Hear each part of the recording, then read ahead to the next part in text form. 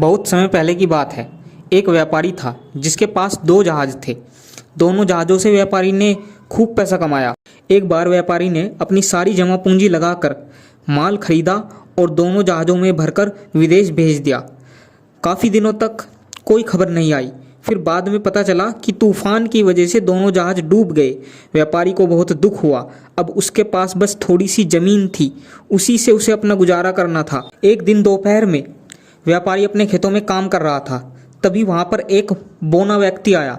उसने व्यापारी से पूछा कि मुझे प्यास लगी है, क्या थोड़ा पानी मिल सकता है। व्यापारी ने उस बौने को पानी पिलाया। पानी पीकर बौना वहीं पर पेड़ की छांव में बैठ गया। व्यापारी और बौना दोनों आपस में बातें करने लगे। बातों बातों में व्यापारी ने बौने को अपनी कहानी सुनाई। तब बौने ने कहा कि तुम्हें तुम्हारा सारा धन वापस मिल सकता है अगर तुम मुझे एक वचन दो। आज शाम को जब तुम घर जाओगे, घर जाते ही जो वस्तु तुम्हें सबसे पहले दिखाई देगी, 12 साल बाद वो वस्तु तुम्हें मुझे देनी होगी। व्यापारी ने कहा ठीक है, मैं वचन देता हूँ।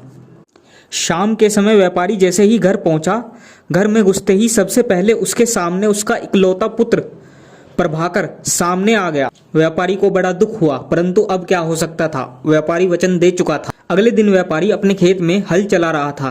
तभी उसके हल की नोक किसी ठोस वस्तु से टकराई।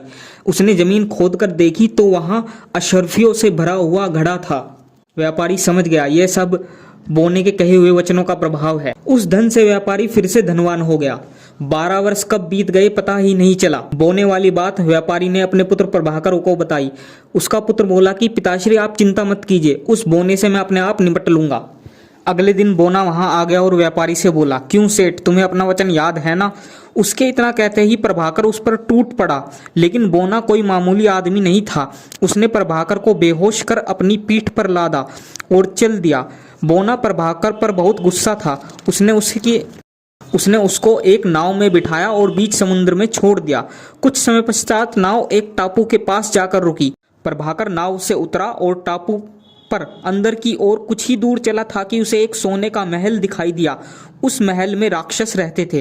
प्रभाकर छुपते छुपाते महल में घुसा और महल के एक कमरे में पहुंचा तो उसे एक सांप मिला। सांप उसे देखते ही बोलने लगा, डरो मत, मैं एक देव कन्या हूँ। राक्षस मुझे उठाकर लाए हैं और मुझे काला सांप बना दिया है। अगर तुम मेरी मदद करो तो मुझे इस रूप से छुटकारा मिल सकता है। दोस्तों, कहानी का अगला भाग जल्द ही लेकर आएंगे आपके लिए।